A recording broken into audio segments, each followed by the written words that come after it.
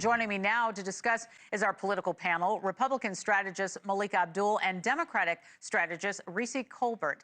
Thank you so much both for joining us. Malik and Reecie, we want to get right into this. Reecie, I'll start with you. What are some of the consequences of invoking the Alien Enemies Act as you see it?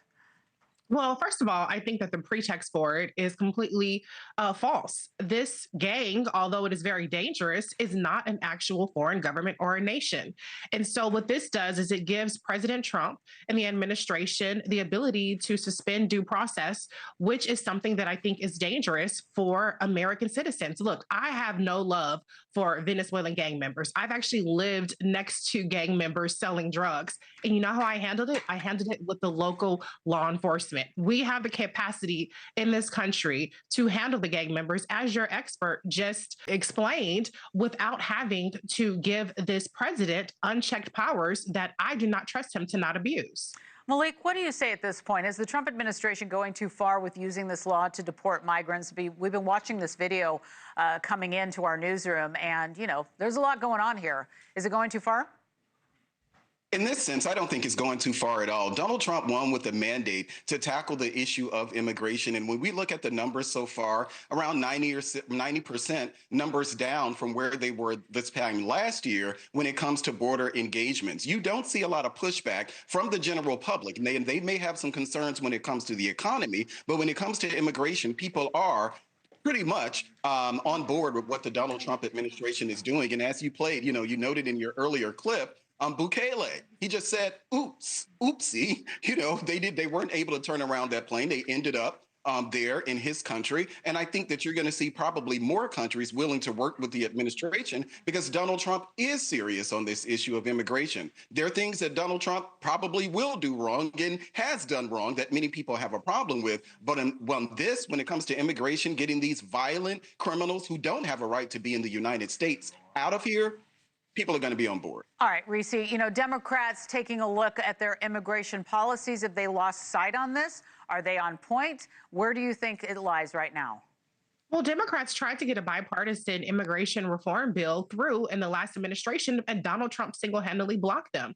Look, I will concede what Malik said, border crossings are down. And so if the Trump administration policy is working and preventing more migration, then why take this extreme step of invoking a wartime act that was used to intern citizens and people based on their ancestry during World War II? This is an overreach. It is unnecessary. And I would add that what we really need to be doing is we need to be focusing on fixing our immigration system. This administration has fired 40 out of 700 immigration judges. There are 3.7 million backlog immigration cases.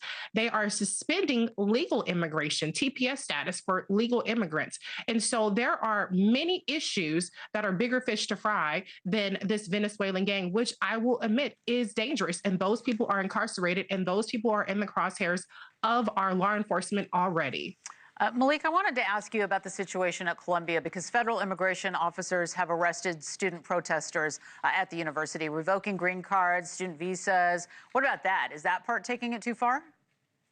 Well, I think in this case, I do have concerns because I'm one of those who watch how the government decided they were going to go after people for January 6th. And even in that case, charging them with very obscure laws. So under very obscure laws. So I'm not comfortable because at this point, I have not seen anything from the administration linking him, even though the group that he's a member of talks about the elimination of Western civilization, the particular Mahmoud, or I can't pronounce his name, linking him to actual crimes, I do have a problem with that. But the idea that the green card holder or a student visa holder has certain rights that American citizens, real American citizens do, that's actually just not true, which is why the State Department under Marco Rubio was able to use, once again, an obscure law to detain this guy and plans on sending him back to where, Syria? I think the American people probably would be on board with people who don't have an American citizen right to be in this country being deported if they are seen to be found